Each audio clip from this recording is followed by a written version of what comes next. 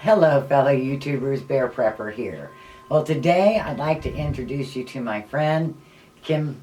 He's a prepper along with me, and we've been together about 3 years now. And I thought, you know what, let's do something different. Let's bring you a little further into my world and let you participate and hear some of the conversations we have. Every time I come out to the retreat, I stay here. And we have some really great conversations on what we need to do and what prepping is about for us and things that are going on in the world and how we feel about it. And so I thought, you know what? Those are conversations that maybe some of you don't know to have or have no one to have the conversation with. And it's always nice to be able to bounce ideas off of someone else. So I think today what we'll do is we'll introduce you and kind of get you an idea of what prepping means and why we prep. So, Kim, you've been prepping for how long now? Oh, I don't know. I guess actually it's probably most of my life, but I didn't think of it as prepping, way back. But I always wanted to be prepared for something, for anything. Whether it's, now it's more concerned about what do you do if something bad happens. And the other times it was just having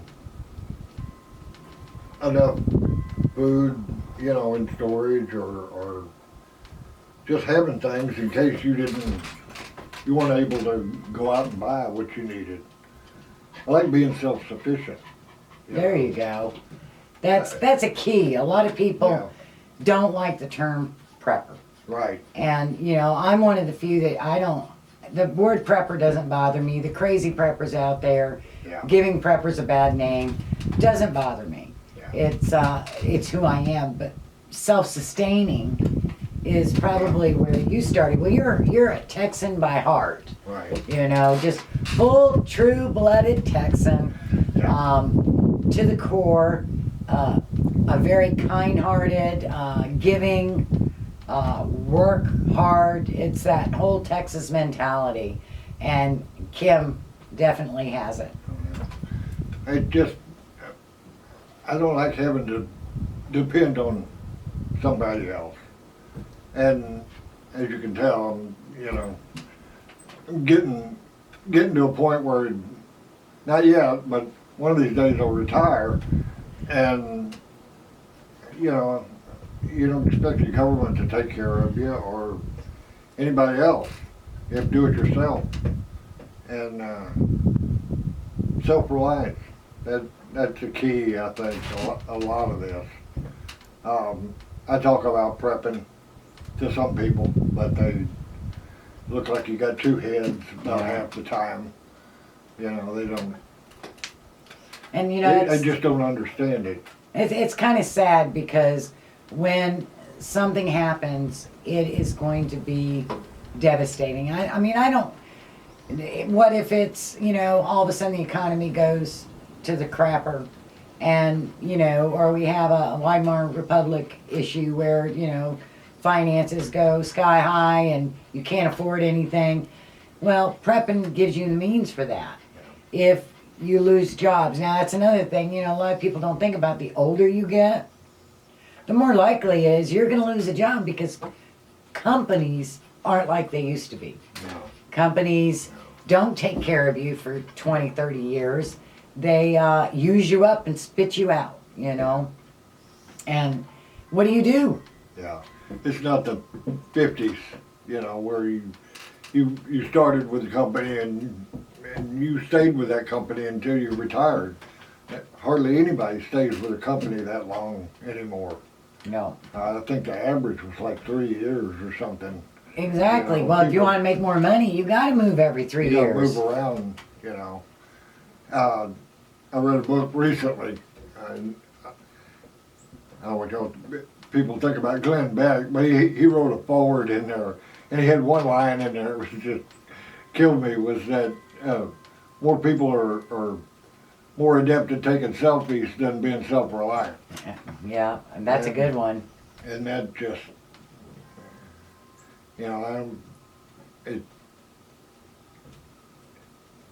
you just need to be prepared for things that you don't know are going to happen. You don't know what's going to happen. Nobody knows what's going, you know, how things are going to end up. But I don't want to be a doomsday kind of guy, you know, about it. But there's all kinds of things you can be prepared for. I know Mayor's always talking about, you know, losing your job or something. It could happen, you know, and what do you do in the meantime? If the bills don't stop and you still have to eat and, you know, all those kind of things. And I think that's why, you know, to me, prepping and self-reliance are synonymous. My goal here is to make it to where I can survive. I can have food, water, spend as little as possible without an income, and still eat well, you know, live well, have a good life. And that takes time and patience, and it takes sacrifice. You know, we both work, and so, you know, a lot of people don't realize that, and, you know, say, well, I can't do it because I don't have the time. You just have to make the time to do what you need to do. And once you get that initial setup done, you know, every year here, we take on a big project. You know, we seem to, every year. Yeah. And that's how we get where we need to go, is by focusing on one project. Like right now, the reason we're doing the coffee chats is because right now I'm just working on trying to get the land set up where I can move out here, which will eliminate that expense because everything here is paid for. So that's been my focus for this past year. It doesn't mean everything else goes to the side. I'm still canning, I'm still purchasing prep items, we're still enhancing everything out here as we're doing it. And so, you know, it's just, you make the time to do it. Yeah. And you find the money. If not, you find the stuff for free. We were just talking this morning about toilet paper. Yeah. You know, I mean, a strange conversation, but toilet paper. Well, you know, at my work, they have those big rolls of toilet paper. And when they are done with those rolls, the cleaning people will pull out what little's left and they'll set it on top of the toilet paper holder. Well, nobody uses it. I usually grab it so that I have like a Kleenex at the desk, and I thought, you know what? I'm gonna start grabbing those. What a better way to collect toilet paper. There's no roll. They're rolled really tight. Who cares if it's rough on your hiney? We do the same thing. I work at a school, and they do the same thing. We're always tossing that stuff because even if you tried to save it, or nobody wants to use it, you know. So it gets, and when you have large functions there, those rolls have to be full. So I know it's a weird subject, you know, but it's still, it's a prepping item that you can have, you know. She was talking about our continuing projects. Well, you know, in the beginning when we really started, she's always been hardcore, you know, prepping. Not me, you know, prep, but not like she does. But she's opened my eyes to a lot of this, you know, how important things are. Always wanted to be self-reliant, but you know, I didn't work hard enough at it, and so Well, I think it's not that, as you saw it as a temporary relief, yeah, whereas I see it as a long-term relief. Yeah. I think that's the difference. yeah, maybe so. And we take on a project. We do a lot of little projects. I know she done a video on what it was when we started and what it looks like now. And it is a tremendous amount of work. And like she said, well, both of us work. But you have to persevere. You know, you just have to keep going because those things don't happen on their own.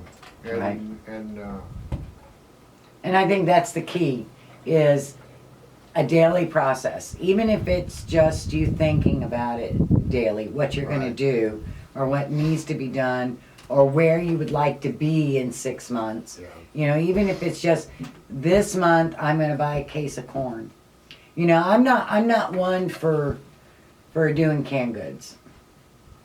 Canned goods just don't last. right, And they're so hard to buy in bulk and rotate out appropriately, because it's a lot of work to rotate something out continually. It really is. And most people fail because it is something you have to do every week. And so I don't recommend that. So what I do instead is I do my long-term storage. But if something were to happen, we have money set aside and a list. And one of these days I'll show it to you. We have a list for each individual. If things go bad, what do I go buy? And so my task would be to go to the grocery store and buy canned goods. And so they would all be fresh, they could all be used in the first year, and they would be there to help assist everybody in the transition from life to sustainability. And you know, wouldn't necessarily have the stomach issues that you're going to have from beans and rice. And so we have, you know, the one person who's going to go out and buy all the ammo that they can find. That's not to say that we don't have a nice stock of ammo, but at that last minute when you know stuff is happening, you might as well take the money you have, because money is not going to mean a whole heck of a lot if we ended up like the Weimar Republic did. So take the money you have and go get this stuff done. Solar panels. We have someone going out to get the solar system. right. You know, that's something that sure we'd like to get anyways, but there are so many other projects that we want to get done that it keeps getting pushed back further and further on the list. When we started this process, she always teased me about lists, because we make a big list, and some of them are big projects, some are small. Solar's been on there from the beginning. Yeah. Sure, I'd like to have it all done now, but a lot, it depends on money, and you can only do so much. A lot of people, it's great if you've got enough money to just go out and buy, you know, everything you need now, but most people are not in that situation where they can just go out and get everything they could possibly need. And it's It's getting a worse process. because the middle class is going away. You're Right. either poor or rich. Right, So, you know, I mean, think about it. Here in Texas, our primary concern is water. yeah, You know, we have a lake out there that has been almost dry for years. It now has water in it. So, you know, water's not as worrisome as it was, but we've got water tanks because water is absolute. You know, if you're in Minnesota, yours would be wood. You would need wood because otherwise you're going to freeze to death. So every area has something that you have to put on as your highest priority and your lowest priority. Doesn't mean you won't get to those low priorities. Right. You will eventually, yeah, but you know, you just got, and your priorities change continually. You know, I came home with chickens. And so this project that we had on tap for the hen house was on our list. You know, all of a sudden that got moved to a high priority. And it pushed everything else back because our rain gutter system was higher priority than our chickens. right. But when you're given a bunch of chickens, how do you say no when it's on your list anyways? You know, so you got to be flexible. Another thing we learned was everything we do, you know, it's the smartest woman I know, but we still, things we we do is a learning process.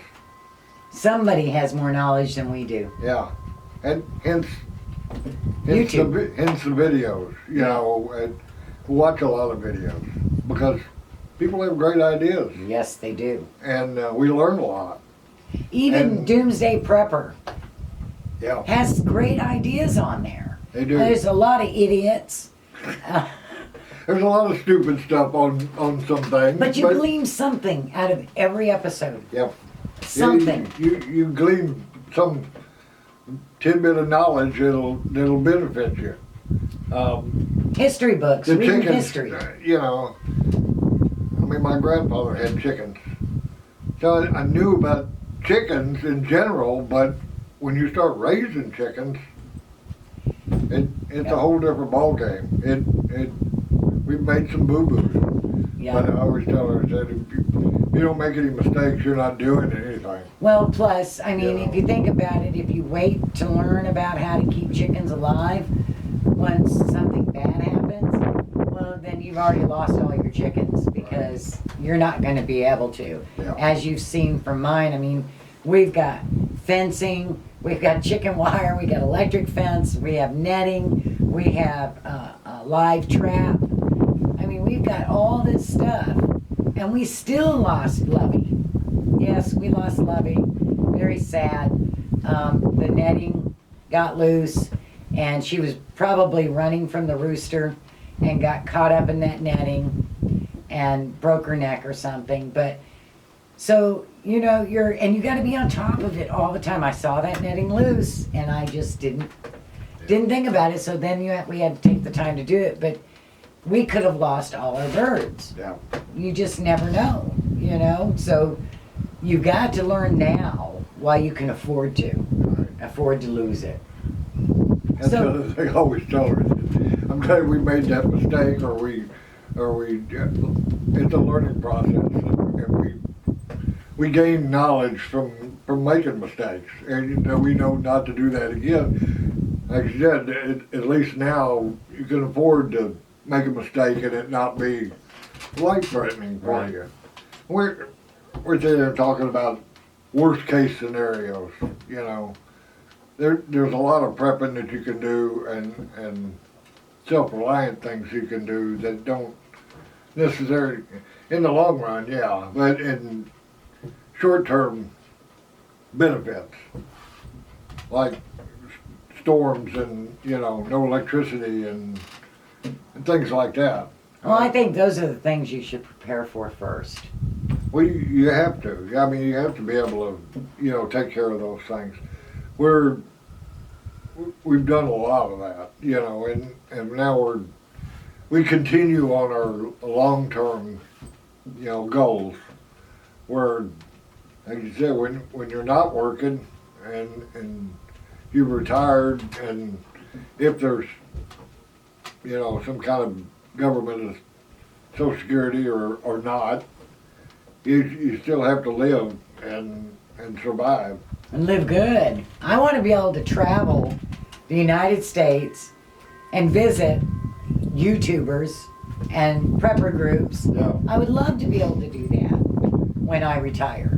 And so in order to do that, I have to be able to find a way to survive financially with what I have so that I can do what I want to do. These things all help in the cost of your living day to day in the long term. And your health. You know. They help with your health Yeah. because you're eating, you know, organic fruits and vegetables, organic chicken, organic eggs, Nothing like fresh vegetables and eggs. Yeah, he wasn't a vegetable eater until he started eating from the garden. And now he likes vegetables. They taste so Never different, was a big folks. one of them. That would be step one for me to say to people Yeah. is learn how to garden something. You know, but think of something you use a lot of Yeah. and focus on it. And learn how to grow that Right. and use it. You know, and store it. And work your way from there. Well, I hope you've enjoyed this copy chat. You'll have to let me know below right down there in the comment section if you've enjoyed it, and we'll continue it if you like it. If you found what I'm doing beneficial and enjoyed this video, please don't forget to rate and comment and subscribe if you're not already a subscriber. Blessings.